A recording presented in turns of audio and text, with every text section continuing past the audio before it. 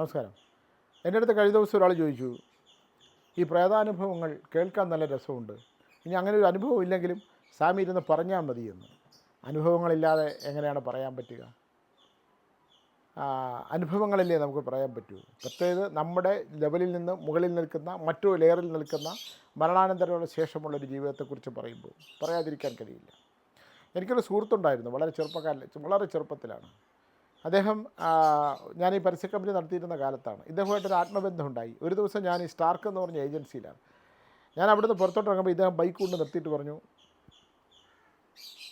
ഇയാൾ വരുന്നുണ്ടോ എന്ന് ചോദിച്ചു. ഞാൻ ചോദിച്ചു എവിടേക്കാണ്?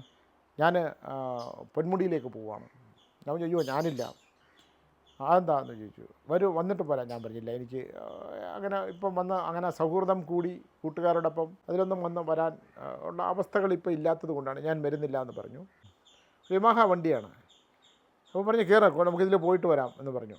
അപ്പോൾ ഞാൻ പറഞ്ഞില്ല, ഞാനില്ല എന്ന് പറഞ്ഞു. ഉച്ചവരെ ഉള്ളൂ, ശനിയാഴ്ച, അന്ന് ഉച്ചവരെ സമയം ഉണ്ടാവുള്ളൂ. ഇദ്ദേഹം പോയി, എൻ്റെ മുമ്പിൽ കൂടെ തന്നെ പോയി.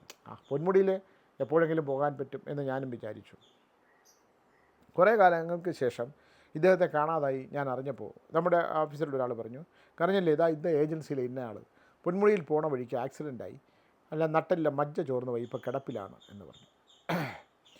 അപ്പോൾ എനിക്ക് വളരെ ദുഃഖം തോന്നി. ഞാൻ ഇദ്ദേഹത്തിൻ്റെ വീട്ടിൽ ചെന്നു. അപ്പോൾ ഇദ്ദേഹം വെള്ളം നിറച്ചൊരു ഇതിൽ കിടക്കുകയാണ്.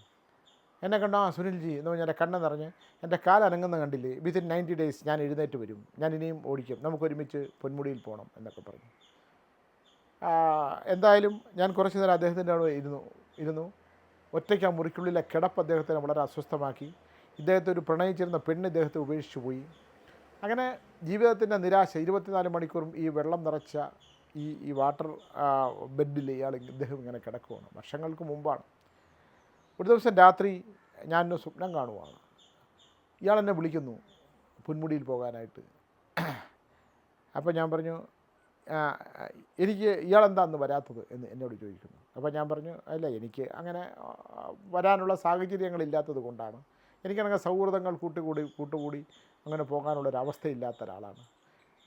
അപ്പോൾ അതുകൊണ്ട് ആണ് വരാത്തത്. ഇല്ല, വരണം, ഞാനിന്ന് പൊന്മുടിയിൽ കാണും, നിങ്ങളവിടെ വന്ന് എന്നെ കാണണം. അപ്പോൾ ഞാൻ പറഞ്ഞു, ഇല്ല, നിങ്ങൾ കിടക്കില്ലേ, നിങ്ങൾക്ക് എഴുന്നേറ്റ് പോകാൻ പറ്റില്ലല്ലോ എന്ന് പറഞ്ഞു. ഇല്ലില്ല, എനിക്ക് എഴുന്നേൽക്കാൻ പറ്റും, നോക്കൂ എന്ന് പറഞ്ഞ് പുള്ളി എൻ്റെ മുമ്പിൽ ഇങ്ങനെ നിൽക്കുന്ന പോലെ എനിക്ക് തോന്നുകയാണ്. ഞാൻ ഞെട്ടി ഉണർന്ന് നോക്കുമ്പോൾ അവിടെ ആരുമില്ല. പിറ്റേ ദിവസം എൻ്റെ മനസ്സിനെ അസ്വസ്ഥമാക്കിക്കൊണ്ടിരുന്നു. അദ്ദേഹത്തിൻ്റെ പേര് ഞാൻ പറയുന്നില്ല. ഞാൻ അദ്ദേഹത്തിൻ്റെ വീട്ടിൽ ചെല്ലുമ്പോൾ കാണുന്നത് ആൾക്കൂട്ടമാണ്. കാരണം ആ രാത്രി അദ്ദേഹം മരിച്ചു കിടന്നുമാണ്. അപ്പോൾ നമ്മുടെ ആത്മബന്ധമുള്ള ചില മനുഷ്യർ ഒരിക്കലെങ്കിലും, എനിക്ക് അദ്ദേഹമായിട്ട് അങ്ങനെ തീക്ഷ്ണമായൊരു ആത്മബന്ധമില്ലെങ്കിൽ പോലും എന്നോട് അന്ന് അവസാനം പറഞ്ഞ കുറേ കാര്യങ്ങളുണ്ട്. സുനിൽ, നിങ്ങൾ പ്രാക്ടിക്കലാണ്, നിങ്ങൾ വരാത്തത് നന്നായി, വന്നില്ലെങ്കിൽ നിങ്ങൾ എന്തായിരിക്കും സ്ഥിതി. അതുമാത്രമല്ല, സുഹൃത്തുക്കൾ ഇപ്പോൾ എന്നെ ആരും നോക്കാറില്ല. എന്നോടൊപ്പം വന്ന 3-4 പേരുണ്ടായിരുന്നു, ആരും എന്നെ നോക്കാറ് പോലുമില്ല.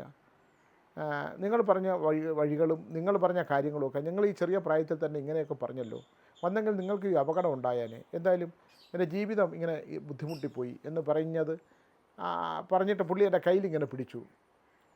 അപ്പോൾ ആ ശോഷിച്ച കൈകളും, നല്ല ഗ്ലാമറായിട്ടുള്ള ആളായിരുന്നു, ആ നിരാശ കിടന്ന മുഖവും, ആ രാത്രി എന്നിലേക്ക് വന്ന് ഞാൻ പോവുകയാണ്, നിങ്ങൾ വരുന്നുണ്ടോ പൊന്മുടിയിലേക്കെന്ന് ചോദിച്ച ചോദ്യം ഇപ്പോഴും എൻ്റെ മനസ്സിലുണ്ട്.